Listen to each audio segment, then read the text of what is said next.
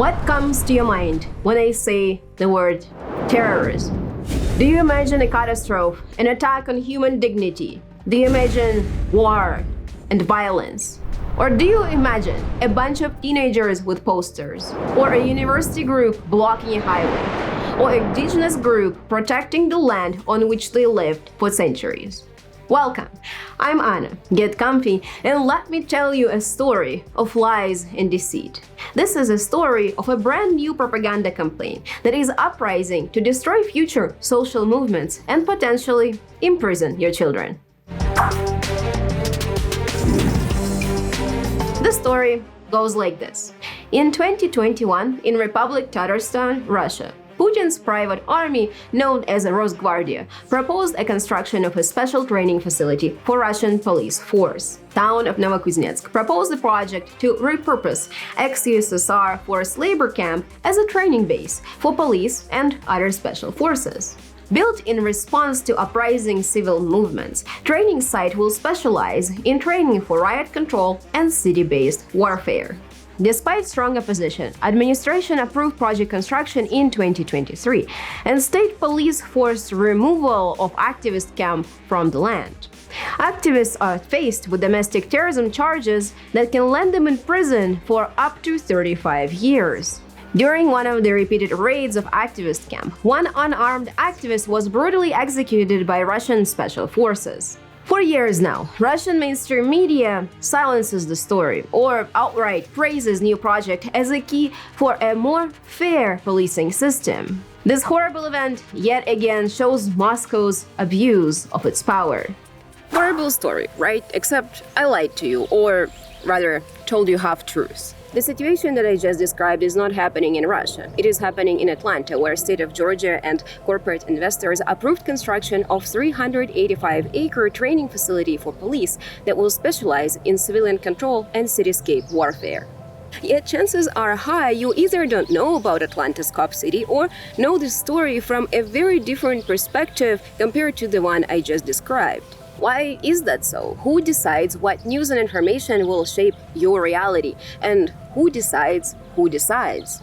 Media coverage of Atlanta Cop City movement has a particular vibe to it. First of all, there is barely any media interest in the project despite consistent protests running for years now and overwhelming opposition to the project from the residents in Atlanta. Obviously, coverage on channels like Fox News draws a typical picture of violent activists. Activists in Atlanta are threatening private property, capitalist well-being, and other things that replace social value in American society. Fox News will highlight any and every case of disorder caused by activists, but will hide cases of police brutality. Fox Atlanta also notably is using quotation mark around words activist or stop Cop City. Titles often use words like agitators just to highlight that people that are participating in these activities are not really activists, but external agents of disorder.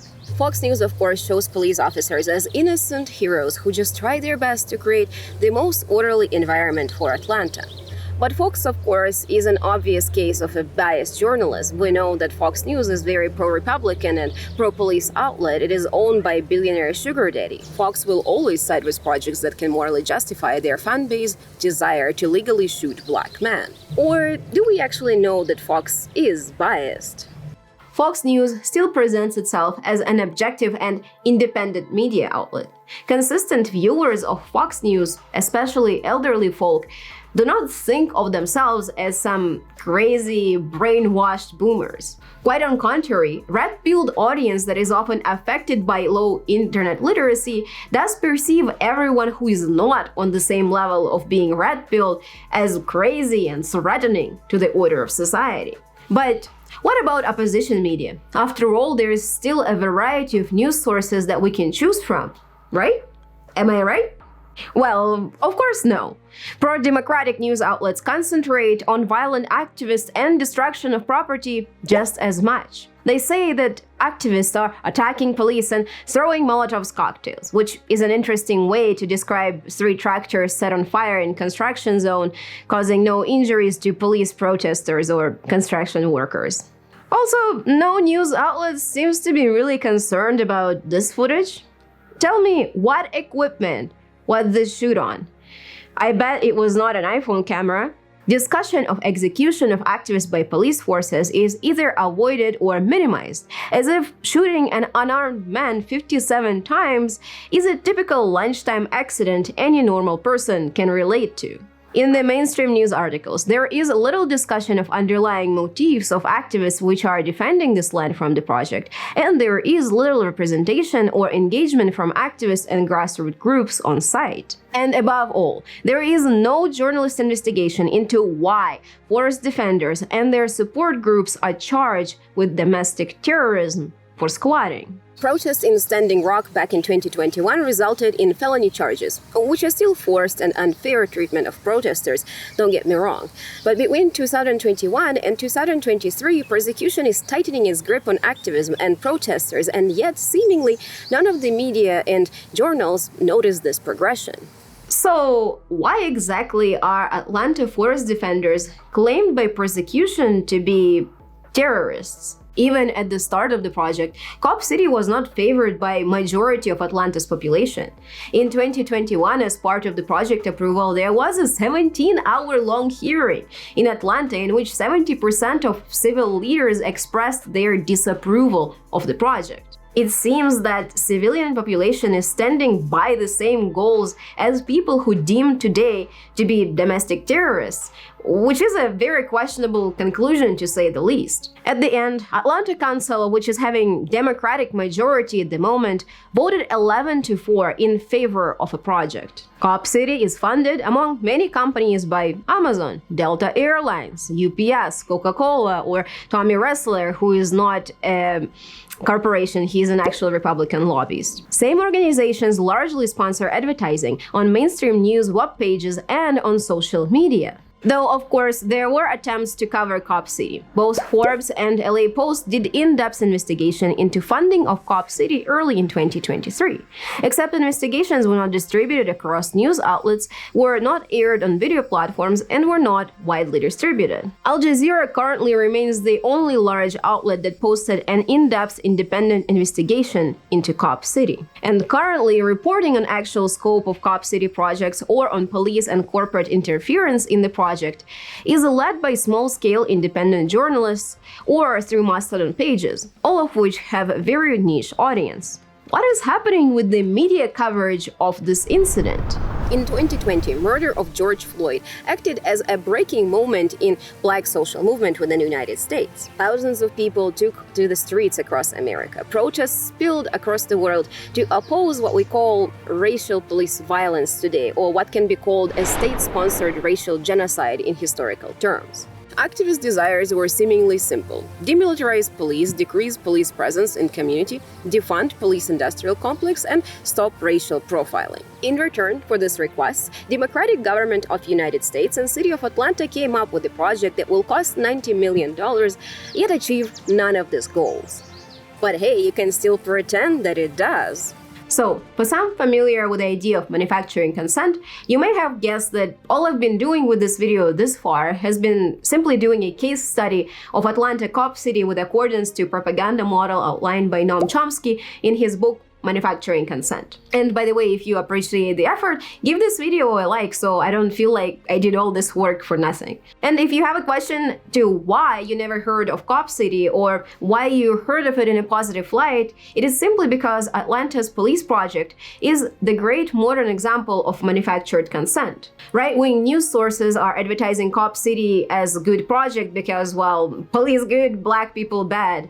And mainstream Democratic news outlets also present Cop City project as good, because it is set to provide more fair policing and I guess will train officers to be more friendly whenever they shoot an unarmed black man. Unity of media coverage on Cop City creates an environment where most of the viewers of mainstream news have to form a positive look on policing projects. Alternative opinion on the projects are not voiced, are disregarded or buried in the back pages of newspapers. Cop City is either good because it provides more and well-trained police, or it is good because it provides more fair policing. For those who still are not convinced after sufficient media exposure, Cop City is advertised as a city park, an exhibit in memory of incarcerated, or a training camp for firefighters. You like fire trucks, I like fire trucks, children like fire trucks. Cop City is cool, sexy, and shiny, just like Johnny Sins in a firefighter suit. The underlying goal of this very uniform representation of news is to create a unity of opinion between masses of people and villainize anyone who opposed to the Cop City project. Since Cop City is widely advertised as a resource for training more responsible police force, the opposition to Cop City is not viewed as the opposition to the Cop City itself, but as opposition to the improvement and proper training of police force. Yet media refuses to present Cop City for what it actually is, yet another investment into militarization of police force. It is a military training ground in the middle of the city, an institution of oppression built on the bones of prisoners of a forced labor camp. And the project's main goal is to train police force to brutally control masses, protesters, and civilians in the cities. This is why I placed my interest story in Russia, so you can see it for what it actually really is. And Russia, by the way, has similar training facilities for decades. Yet no media is telling us that Russia is working on a more fair policing system that teaches policemen how to hit people with batons in the most friendly manner, I guess. But okay, cool. What this has to do with myself? I'm a simple person from Fort McButt-Cheeks, Alberta. I never visited Atlanta, nor I guess I ever will. I have no business talking about what can be considered domestic politics of state of Georgia. On top of it, Cop City is not the topic of interest on this platform right now, mostly thanks to the same propaganda model that flags the Cop City coverage. Today, Trump is under trial, Elon Musk is throwing temper tantrums all over Twitter, and Robert Kennedy, my second favorite conspiracy man after Alex Jones, is running for president. There are just so many topics that are more popular to talk about. So we'd love to know your thoughts on this. If you think there's UFO intelligence that should be declassified, rather than having this guarded closely, whatever it is, by military and U.S. intelligence agencies. All I can say is if they got it, it's one of the first questions I'm going to ask, and I'm going to want to see the little fellas and their spacecraft, and I will and then disclose everything that I can. I'll disclose everything to the American public unless there's some really compelling reason. Yet here I am, talking about the police base that will be built thousands of miles from me in the city that I will probably never visit. Well, what sparks my interest in Cop City project is not the routine police violence or admiration for the people who have the guts to face it. Instead, it is this. Authorities have charged 23 people who they describe as agitators with domestic terrorism. In a model of propaganda that was proposed by Herman and Chomsky, there are 5 filters that are used to filter through information and events to present a version of news that is compliant with governmental and corporate interests. First one is ownership and profit orientation of the media. Second one is advertising, where news outlets need to be advertiser-friendly to create profit. Third one is sourcing, or which figures and companies are feeding information into news outlets. Fourth one is flag, or negative response and removal of support from news outlets that do not comply with the model. And fifth one is anti-communism. The communists would like to have you believe that they're protectors of the poor People's Party. I'll explode that myth in this Red Report as we answer the question, do the poor become communists? Manufacturing consent was written in the time of Cold War and largely concentrates in Vietnam War and other proxy wars of the era. Eventually, Chomsky updated his model from anti-communism to simply fear. Fear is the last filter of propaganda, the one that doesn't just affect what people are told, but one that explicitly tells the viewer who they should be afraid of. And in the world after 9/11, people you should be afraid of are terrorists. In 2001, under Bush administration, Western states and the world in general became progressively aware of a threat of terrorism. Terrorism indeed is very bad. Terrorism is a fear tactic that intends to threaten civil populations or legal governments. But in practice, who and what is considered to be terrorists is very much depending on which newspaper you read. For example, Boston Marathon bombing resulted in 3 deaths and largely is considered a case of terrorism. But Charleston church shooting resulted in deaths of 9 and was not considered to be a terrorist attack, nor was the shooter investigated as a terrorist. Both attacks were inflicted by radicalized individuals with the links to hard-right groups of their preference. Both were performed with intent to hurt and scare a civilian population. But one case is an organized terrorist attack, and the other one is treated as an isolated case of a hate crime. From late 90s to late 10s, countries were preoccupied with the threat of terrorism. Media and journalists, with the help of a government, reformed the Cold War propaganda model to fit a new fear of a Muslim man. As a result of this propaganda campaign, countries were able to significantly infringe on the privacy of civil population and severely increase policing. To younger internet users, surveillance and data collection may seem like a regular thing, but it was not always the case. In 2000s, policing and surveillance increased so much that people came up with a conspiracy that 9/11 was actually just a staged attack to increase policing and surveillance and build a repressive regime. I know what tyranny means. I know the bankers are putting poison in our food and water. I know the bankers have stolen $8.5 trillion. I know we're under War Powers Act. I know they're hurting us. I know they're carrying out New World Order. I know they staged those terror attacks. You know what it's like to gut up to this and go out every day and go past the peer pressure and come out day one and say 9/11 was an inside job and lose most of the radio stations I was on? You know what it's like to go to sleep every night knowing you work for a bunch of psychotic killers and you bastards are probably going to end up killing me one day? You know what it's like knowing you've ruined my life? You know what it's like? You sons of bitches! I'm tired of your crap!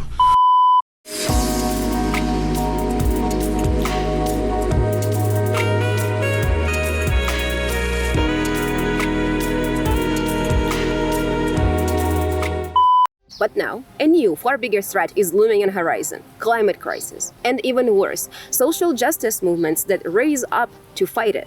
There are several side effects to climate crisis that will strongly affect profits of oil corporations and their shareholders. Yes, I'm gonna talk about shareholder profit here. What a twist. At some point, when people get hungry for food and fed up with their desperate conditions, people tend to riot. And since the start of industrialization, pretty much every country rolled through several cycles of revolutions, civil wars, or harsh social change. And as time goes by, environmental and social activism will become a real threat to corporate power and corporate profits, which means that now is the great time for government, and especially for police force, to prepare for the times to come. I believe at this point we're all aware of the bunkers for the ultra-rich. There are actual facilities built for luxury preppers. These people aren't preparing for a mythical apocalypse or second coming of Jesus Christ. These facilities are designed to provide safe and comfortable living conditions for the ultra-rich whenever climate crisis escalates to the point of severe social unrest or global conflict. There are, of course, some complications to this idea, but overall, bunker still is a very solid solution to not get your head removed together with your wealth. But even though bunkers can guarantee some safety, they cannot guarantee control of the rich over the dissatisfied and poor mass of people. With enough support from media and politicians, oil and gas corporations, venture capitalists, and other parasites can guarantee that their assets and their income will be protected by the government. Same media coverage can guarantee that government they sponsor will have support in general population. And this is where we return to Cop City, because propaganda model used in case of Cop City will come to an aid of oil and gas billionaires and executives. All they need to do is push media to claim that climate activists are a real threat to social order, to claim that they are terrorists. Manufacturing Consent was written to outline propaganda model of Cold War era, specifically anti-communism and McCarthyism. I consider McCarthyism to be the most influential and the most successful propaganda campaign that ever took place in the United States, or probably West in general. Joseph McCarthy died about 70 years ago, yet American politicians still claim that Biden is communist without a blink of an eye and vote on denouncing the horrors of socialism in 2023. That's how deep in blood it runs. But times go by, and so now is the time for a new fear to take place.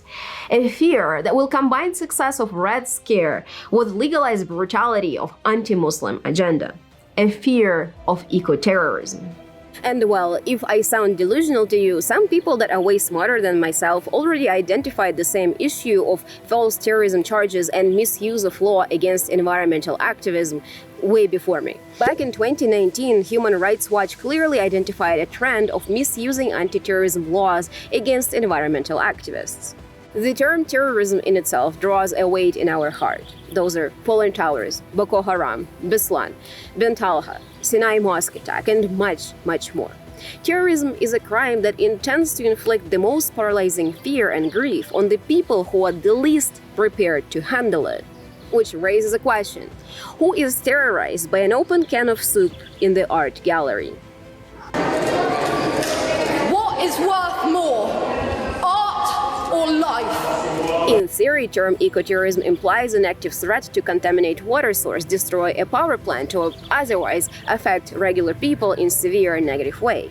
But in reality, more and more often, claim of terrorism is applied to those who oppose oil and gas corporations or state violence, or those who actively oppose building pipelines, mines, highways, and other projects. As we speak, both UK and Australia are cranking on laws that make climate activism illegal. More and more, non-violent activism is faced with real and harsh charges. Claims of terrorism are stretched and restitched to fit a new propaganda model. Terrorism of the future is not a crime against people. Instead, it is a crime against the capitalism itself. Charges and claims of terrorism will be used to stain journalists, activists, and creators who would dare to take more active position against corporations that significantly contribute to climate collapse. These are the charges that will be laid on the children of my generation, as well as on the youth that is taking action today. And this is why you too should care about Cop City. In Cop City, government of Georgia is laying a ground for a new police training facility. But they are also laying ground for a new world, where shooting children in school is not terrorism, but disagreement with the interests of the wealthy and powerful is. Yes, now forest defenders are accused of terrorism for arson and tenting on a city property, but this is not the limit. Blocking of the road, blocking of the mine can be considered terrorism just as well. In city of Atlanta itself, people that helped imprisoned forest defenders were accused of terrorism too, simply for collecting bail money. Yet once again, very little attention was given to the fact that terrorist charges are laid on a support group. This is the power of manufactured consent. Terrorism, after all, is a perfect tag to mark activists' evil, make sympathizers scared, and make sure that money goes where it should, back to the top. Unfortunately, I do not have anything nice to finish this video with. Anti-environmental propaganda model will tie well into American history of Red Scare, where now activists like commies in the 70s will be presented as the most critical threat to American democracy. Unfortunately, public hysteria caused by propaganda needs time to resolve. And time may be the one thing that we lack when we talk about climate crisis. My only hope is that younger generations will be better equipped to recognize and resist propaganda machine, that we will be smart enough not to buy into the same tactics that were used against social movements of the 20th century. But there are some things you can do. You can follow updates on Cop City on Mastodon Collectiva server, you can demand district attorney to drop terrorism charges, or you can visit stopthecopcity.org for more ways to help. All the links will be below. All I can do is help others see through the veil of false accusation and misleading news titles. Thank you for watching. If you liked this video, consider subscribing. I'm only this far away from 1,000 subscribers. And if you want to learn more about propaganda, consider this older video where I talk about anti-Semitist propaganda progression and how Kanye West became a Nazi. Also, I will probably skip next video as I'm going on vacation and I want to ramp up some other things like social media and such for this channel. So I hope you enjoyed this video and see you on the next book.